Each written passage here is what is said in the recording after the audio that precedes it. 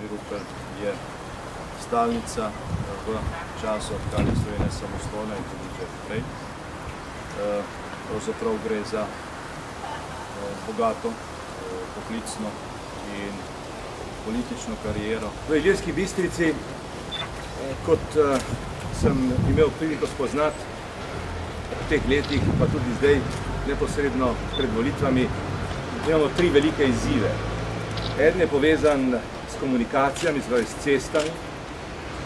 Ilirsko Bistrico je treba priključiti na avtocestno omrežje. Treba je dati nov zagon gospodarstvu Ilirske Bistrice. Jaz si predstavljam, da je to mogoče predvsem narediti na področju turizma. Tretja stvar, ki bi jo želel poudariti ob tej priložnosti, pa je izobraževanje. V Ilirski Bistrici potrebujemo vrtec, zadnjega so zgradili pred 30 leti, potrebujemo gimnazijo, osamosvojitev gimnazije, ki zdaj obstaja samo kot neka delna rešitev, in mislim, da si Ilirska Bistrica zasluži tudi priključek na visokošolski univerzitetni sistem Slovenije.